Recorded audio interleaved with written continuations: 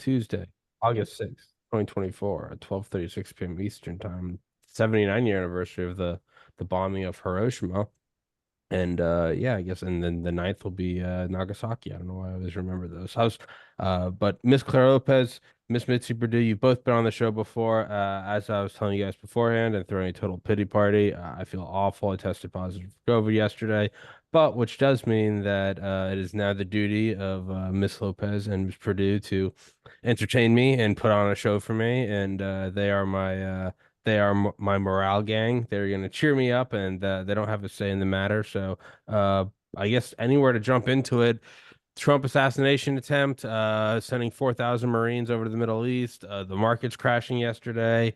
What is there even to? Where do you want to jump? I'll let Claire take it. Claire, where do you even want to jump in at? Well, the first thing I'll say is I hope that you feel better Thank you. soon, and give you a lot of credit for plowing ahead with the show in any case. Thank you. But we'll do our best to prop up your morale. Thank you. Given how you feel and given how, yeah, I mean, the entire world seems to be collapsing around us, right? Mm-hmm. So what? Middle East? Yeah. Iran, of course, is expected to launch, along with its various proxies, Hezbollah, Hamas, the Houthis, the Hashd-Shabi, Shiite militias in Iraq have already launched against United States, a base in Iraq, and caused several injuries. I don't think I've heard of deaths, but certainly a number of injuries. 3 deaths. 3 deaths. All right. Last night. Update, yeah. Unfortunately. That is expected, I think, to continue there in Iraq at the bases where our personnel are located. Both military and contractors are there.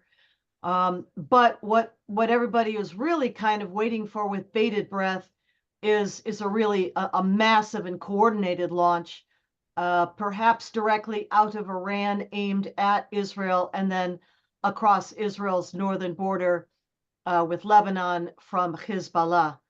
Hamas is pretty well debilitated. It no longer really has control of the Gaza Strip, and has fewer and fewer not only commanders to coordinate attacks against Israel, but rockets and missiles. They are obviously running down on those, which is a good thing for Israel, as the attention shifts from Gaza towards the north. I have been listening to requests or maybe commands from America, the Brits, and Russians that get out. If you're a national of our country, get out of town as fast as possible. What do we know about that? Do you mean Lebanon? If you mean Lebanon, did I say Lebanon? But on the other hand, the planes heading back into Israel are packed, jammed full. Everybody's coming home to Israel.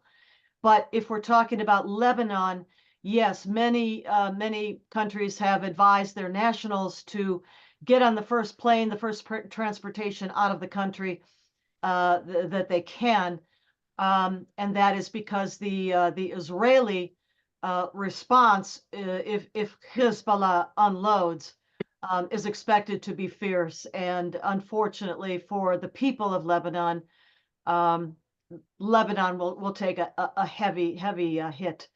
The objective there, of course, would be to debilitate Hezbollah, to push it back north of the Litani River, which is only several kilometers, the river itself, north of the Israeli border with Lebanon. But by doing that, it would come into compliance, first of all, with United Nations Security Council Resolution 1701, agreed to in the aftermath of the 2006 war with Hezbollah, but never ever enforced, not by Lebanese forces, which are essentially an adjunct of Hezbollah, and not by UNIFIL, the United Nations interim, it's called interim, force in Lebanon, UNIFIL.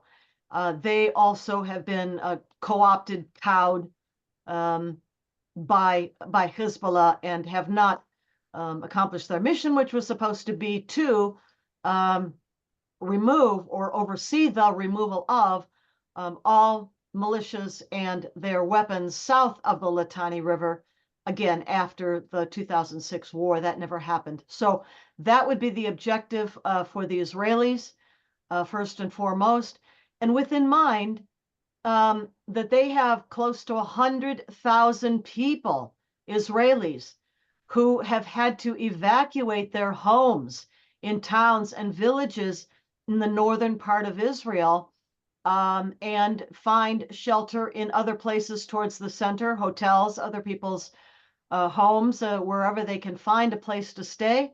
And they've been there for coming on 10 months now. They have to be allowed to get back home again.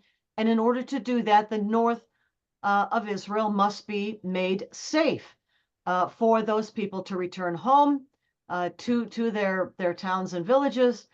And that means that Hezbollah has to be pushed at least north of the Litani River. So that's what we're looking at. There's a lot of speculation out there about when Iran is going to give the go signal, if they're going to give the go signal. Iran is caught kind of between a rock and a hard place, because for the sake of honor, a very big deal in Middle East societies, they have to respond to the takedown of Ismail Haniyeh, the political leadership figure of Hamas, who was sent off to meet his virgins from the heart of Tehran itself in a guest house in the northern parts, suburbs, I guess, of Tehran. So, that took place on Iranian soil. And as the hosts, with someone sheltering in their tent, as it were, there's a question of honor. But at the same time, do they have the capability? Now, knowing that back in April of this year, 2024, when Iran launched, and their allies, the Houthis, launched barrages of missiles, rockets, and drones at Israel, virtually every last one of the 300 almost was intercepted before arriving at Israeli territory. So would that be different this time? Would it be successful? How would successful in air quotes as far as the Iranians would be concerned? And what would be the nature of the certain Israeli counterstrike, which would absolutely be devastating, as we've said, for Lebanon, perhaps for Iran itself?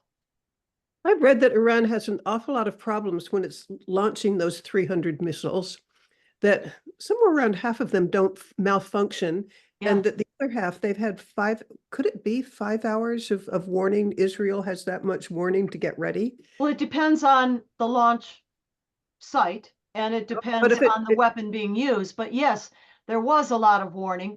And once again, as in this past April, a coalition is forming. Certainly the United States has surged massive military forces to the Middle East, including the aircraft carrier, the USS Abraham Lincoln, and its accompanying strike force of vessels, entered through the Strait of Hormuz into the Persian Gulf. I think it was yesterday, maybe the day before, but also all around the Middle East, American forces surging in numbers and on the alert.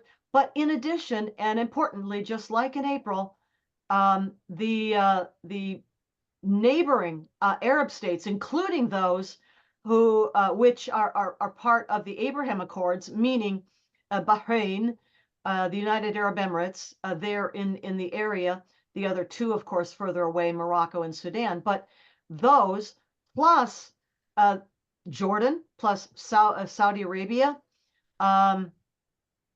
going to defend their airspace and not permit the overflight of their airspace by incoming hostile Iranian projectiles aimed at Israel. So all of this is coming together right now as the world kind of watches with bated breath.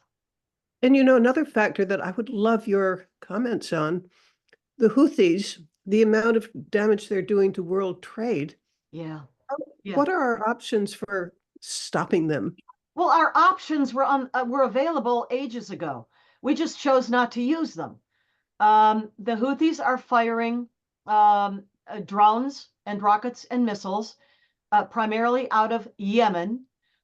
They have been assisted over these many months by Iranian intelligence backup with Iranian vessels in either the Gulf of Aden or on through the Bab el-Mandeb into the Red Sea to help with the guidance, the targeting of these Houthi missiles. Once again, most of them do get intercepted. The United States, of course, does have a presence in the Red Sea, Gulf of Aden. Others do too. But the point being that except for Israel, which went after the port of Hodeidah, which you probably know is on the Red Sea, just across from the Horn of Africa, and disabled its capabilities for receiving shipments of Iranian missiles and rockets and drones, because that's where they come from Iran. So Hodeidah taken out but by the Israelis. But international shipping, United States, Britain, France, United States, guarantor of freedom of the seas, not so much. I mean, Missing in action. Why is Yemen, I mean, even still on the map anymore? Why haven't Iranian supply ships coming, to bring these various missiles and so forth to the Houthis in Yemen? Why aren't those ships lying at the bottom of the Gulf of Aden or the Red Sea? I did hear one wonderful theory about something that's going on. And again, I'd love your opinion because I bet you know more than my sources. However, here's what I've been hearing. I think we can all stipulate that the US is really good at code breaking. And the story that I heard, I hope it's true. Please tell me it's true, but here's the story. With code breaking, we can get into the Houthi targeting, and we can mess with it just a little bit. So instead of going after an American ship or a friendly ship, that it's going to go after an Iranian ship. Have you heard that we have that capability and we're doing No, it? I have not. I know that there are capabilities for jamming signals and communications, certainly. Those capabilities should have been deployed a long time ago. There was an Iranian ship called the Behshad, which had been positioned first in the Gulf of Aden, then the Red Sea. Then it went into port at the Chinese naval port on Djibouti's coast with the Red Sea. That ship, should have been lying at the bottom of the Gulf of Aden a long time ago. We don't need to. I mean, we did apparently try to jam some of its communications, but why bother? Just sink it. I remember back in the Reagan years, we may all think about this. Remember when the Iranians were threatening shipping in the Persian Gulf and through the Strait of Hormuz, and Operation, what was it called? I think Praying Mantis, right? And half the Iranian Navy wound up on the bottom of the Persian Gulf. I mean, this is not difficult. Are we cheering you up yet, Tommy? You are. I like to keep Okay. going. I was going to say one thing that I think from the first time you ever came on my show, we've talked about the Iranian nuclear program, Club K missiles, and Oh, yeah. kind of that marriage. And of course, it's why not? Everything else is happening now. Didn't Iran say that they are? I think Iran said in the last week that their nuclear program is pretty much finished now, that they've Yeah. got what they wanted.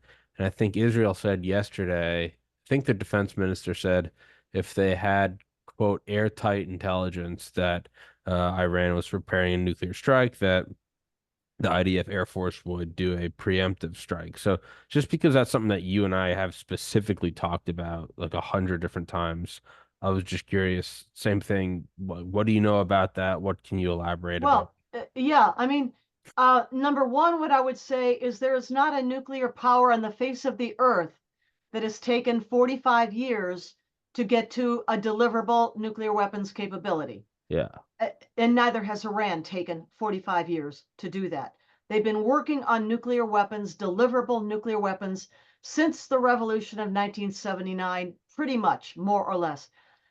In more recent times, we have heard, as you said, various warnings, various statements out of the Iranian regime itself. U.S. Secretary of State Antony Blinken a day or two ago saying that Iran already has on hand enough highly enriched uranium that it could produce, he said weapons, but what he meant was warheads within a week or two. Now, going back, once again, backing up, we know from numerous revelations, beginning, let's say, with August of 2002, which is when spokesmen of the Iranian opposition group, the National Council of Resistance of Iran, held simultaneous press conferences in Paris and in Washington, D.C., complete with satellite photographs blown up on stands in the front of the rooms to show for the first time blowing the lid publicly off of Iran's nuclear weapons program and showing in those satellite photographs locations we're now very familiar with, like Natanz, the enrichment site, like Isfahan, the chemical conversion site, Kali Electric Plant, and others follow the Lavizan Shion site, et cetera, over time, more and more were revealed. So we have that. Then we have the daring raid, by the Israeli Mossad back in January of 2016 on that warehouse in downtown Tehran, again, striking into the heart of Tehran, certainly with assistance from inside, yes, of course. But the heist from that warehouse included the plans of something called the Plan Ahmad. And the Ahmad plan was the Iranian plan to pretend that they had stood down their nuclear program after that NCRI series of revelations. That is when Lavizan Shion got razed to the ground, et cetera, et cetera. Oh, we stopped. We don't have a program. No, they still had a program. And Ahmad, the name of the program, the Ahmad plan, continued, but more secretly in other sites, dual use sites. Parchin is an example of that. And of course, a couple of years after the heist, we had Prime Minister Benjamin Netanyahu appearing in a press conference. I think it was in 2018, middle of the year, summer, sometime in there. Remember, with all the display of all the binders and the documents and the maps and so forth that he showed in that presentation of what they had acquired in that heist from Tehran a couple of years prior, and the information in there was massive about the program that continued without stopping ever since really the beginning of after the revolution, but with a lot of details now in their hands from the folders, the binders, the hard drives, the discs, the thumb drive, whatever they had. That was massive. I'll go then to November of 2011. I don't know if you all ever read the quarterly IAEA governors reports. IAEA, International Atomic Energy Agency governors board reports on the Iranian nuclear weapons program. They're online. And if you don't read those quarterly reports, there's another organization under the leadership of David Albright, former inspector, actually nuclear inspector for the IAEA. His organization is sometimes called the Good ISIS because it's ISIS in an acronym, the Institute for the Study of International Security.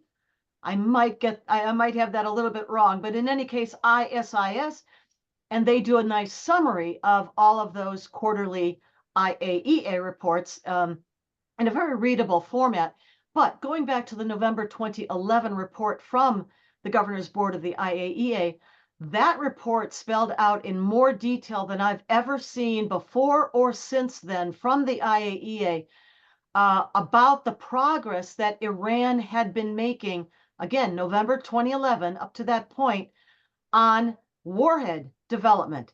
Not only milling the hemispheres, the uranium metal into the hemispheres that form the pit of a nuclear warhead, but also the external, what they call multi-point implosion explosions that have to set off the exchange between the hemispheres and the inside that sets off the nuclear explosion. All of that detail plus more, lots more, was in that report. It's still online, November 2011 IAEA. So put all of this together with the more recent pronouncements from the IAEA, Secretary General Rafael Grossi, who is the Secretary General, Argentinian, of the IAEA, and his warnings, very explicit and repeated.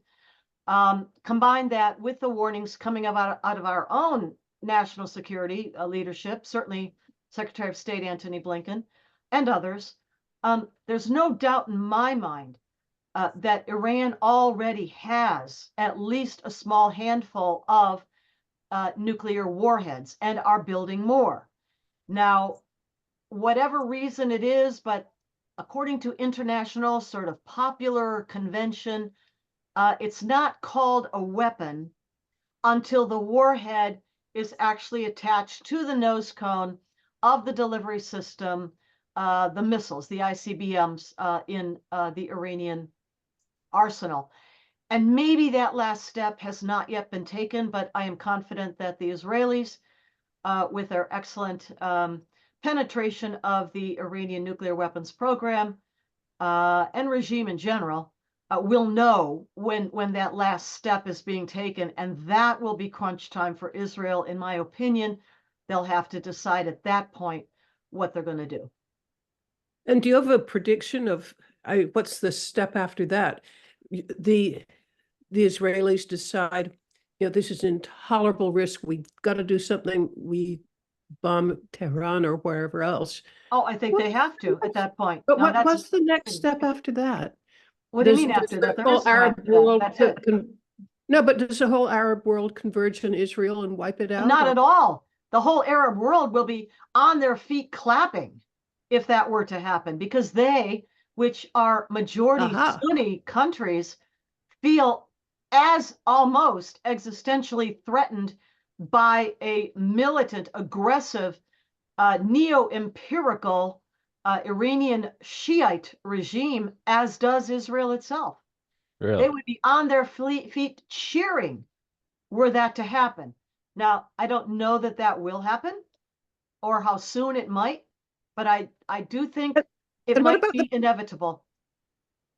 Tell me about the population of Iran, because my impression is that there's so many disparate nationalities within Iran, and it takes a lot of repression to keep them from exploding. Yes, I mean, how are they going to feel if does that unite them behind their country? If that gives them the chance, to overthrow this hated regime, and hopefully the targeting would be the nuclear sites, not population centers. So you're right. First of all, there are about 86 million people in Iran.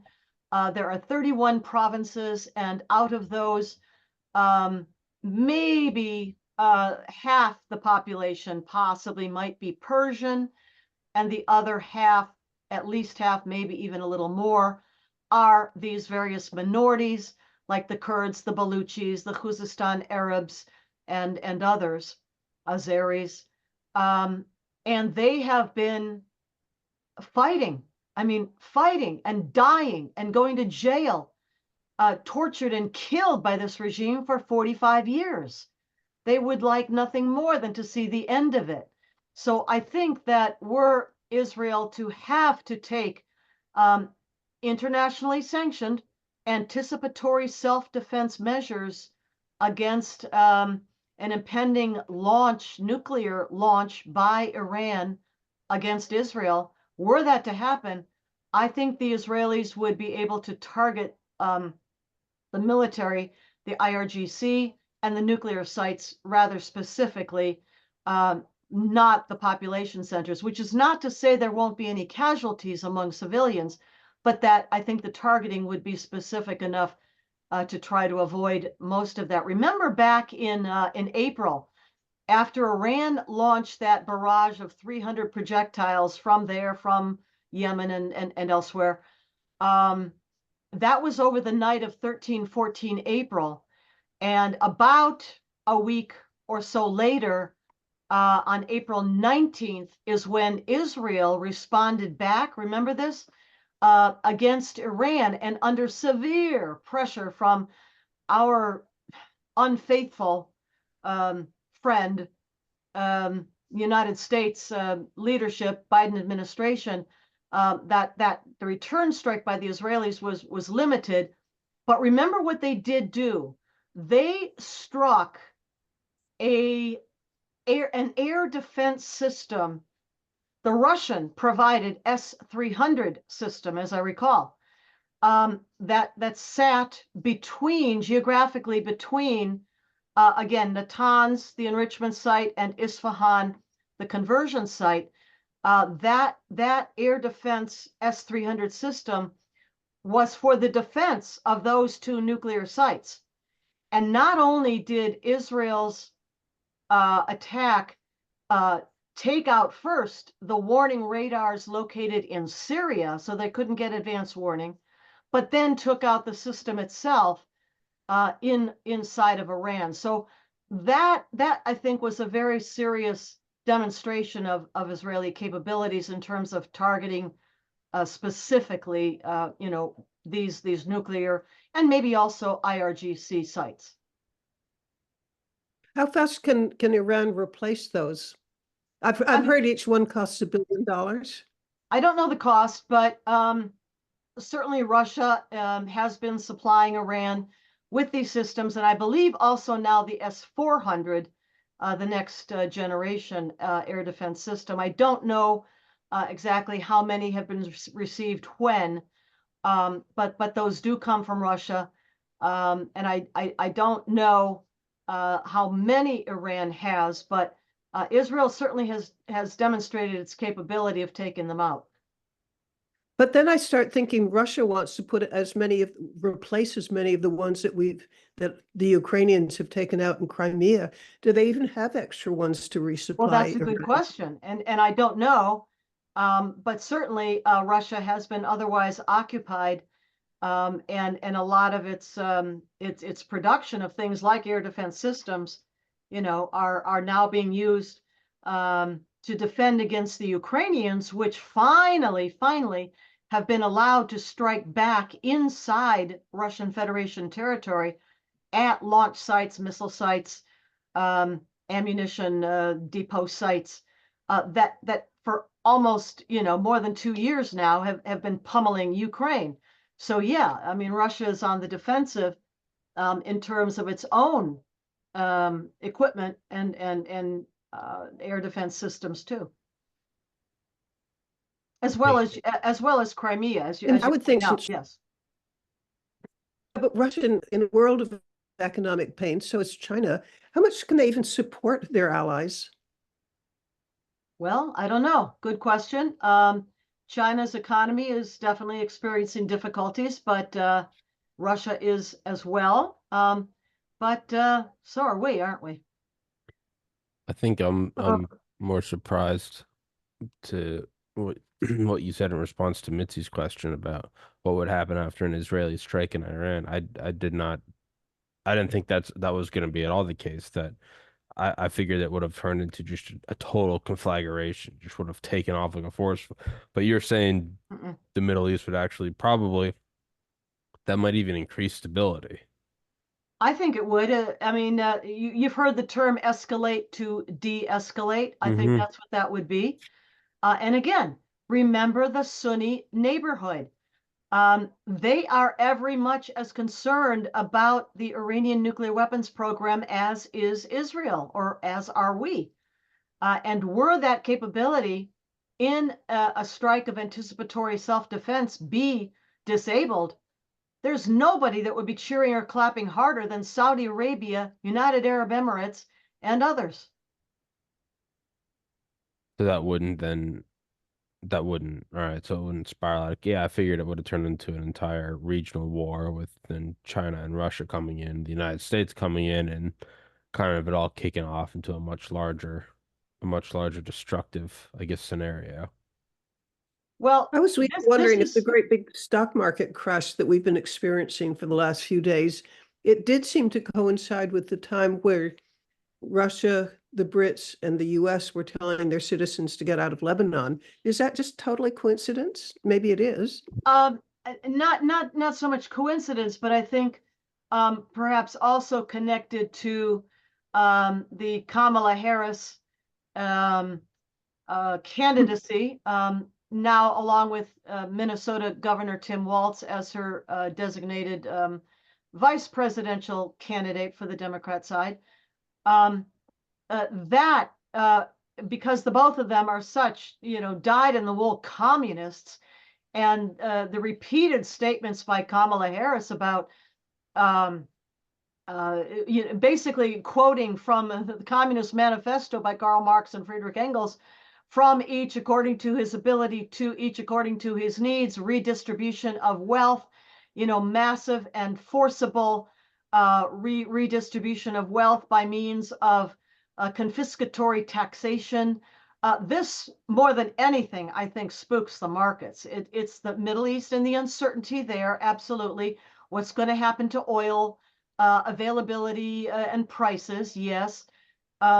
Given that the Biden administration, which has got, a few more months left to it, is adamantly opposed to unleashing our own domestic U.S.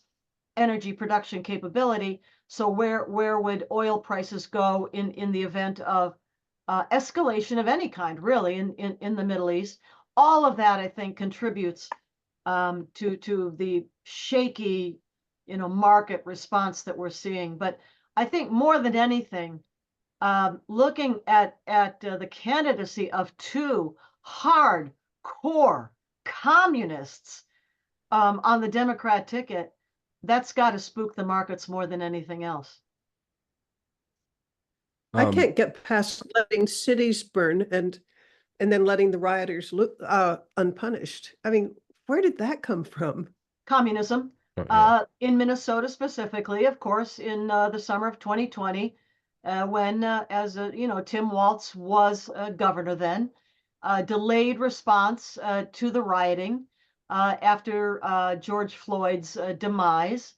And then, you're looking at a Kamala Harris then in the Senate, who helped to encourage the donations to bail funds for all all the rioters, to bail them out of jail if they didn't have the money to do it themselves. She was leading that effort. So this does not, inspire the markets with a great deal of confidence, and shouldn't any of us either. Do you think that I do you, don't know where Minneapolis is. Go ahead. I was gonna say, Claire, do you think that Israel is gonna do a preemptive strike on Iran? I mean, if Iran's kind of Yeah, building it up by saying it's coming, we're gonna do it, it almost that's a kind of good seems question. like suicide by cop. Don't know. It very much is up in the air. I'll give a plug. mornings, Monday through Thursday of the week, I listen to the briefings from the IDSF, the Israeli Defense Security Forum, and they've been discussing this very question, and it's just unknown right now. There is something to be said for preemptive strike. Again, anticipatory self-defense has been enshrined in international law since the 1600s in the time of Ugo Grotius. So that's not the question, but is that, what the Israeli leadership would choose to do? Or would they wait for Iran to launch and then counter that launch like they did before back in April? It's up in the air, well, so to speak, up in the air, a question at this time. Mm. Yeah, I don't know. It's all kind of horrifying. Well, then But you have to hear about my tweet to my two kids. yeah, I know, Actually, right? text my two kids. Don't you get tired of all these slow news days? It's the Is worst. that what you tweeted to them? Don't you get tired of all these slow Mm. news days? What did No, they say back? They laughed. no, Yeah. I yearn for them. I miss them. Um, Yeah. but Mitzi and Claire, I might have to cut it short before an hour. That's okay. I I know really, I feel awful. I'm so sorry. No, You don't be. really soldiered through this one. Thanks, No, Tommy. don't be. No, thank you both for doing it. It can't really wasn't something we couldn't do. I mean, there's just way too much happening right now to not try to get a grip on some of it, especially sending 4,000 more Marines and 3 more killed last night. I mean, that's, you know, I hope it doesn't spiral into an international forest fire. I I can't I don't understand. I guess that's just fundamentalist, I guess radical Islam. I don't understand what the gain is to just threatening a nuclear strike. I really don't. I guess if you want the whole world to be engulfed in fire, that's what it is, maybe. Yeah, I don't know. But it's But Tommy, I have a comment on your soldiering through. I know that COVID is going around so much right now. Example, I communicate with some friends in Kiev and lots of them have it. I mean, I would make a bet that there are a lot of people watching or listening who are going to say, "Oh, I'm going through something similar. Yay, Tommy, that you did this." Yeah. I have to go. Like I said, I'll go crazy if I lay in bed. I have to Well, get up just enough to do something to where I go, okay, now I feel awful. But and then go rest up again. yeah, it'll Yeah. pass. It'll pass. But a lot more people with a lot greater problems. I mean, again, 3 people killed last night. Yeah. I mean, that's 3 families who just today's the worst day of their Devastated. life. Yeah. Sure. But Miss Claire Lopez, Miss Mitzi Perdue, thank you for soldiering through with me. And I think us three should schedule another one sooner than later. And guys, if you please go in the description, please go follow Claire on Twitter. And thank you both so much for your time. Facebook, Truth Social, and Telegram. Yes, ma'am. All of those. Please go follow Claire on all of those. But ladies, thank you so much. Thank you for soldiering through with me. Okay, bye, Anytime, Tommy. Bye, Claire. Take care. Thank you so Nice much. to see you, Mitzi. So Guys, good seeing you. thank you Bye. so much for watching, everybody. Till next time.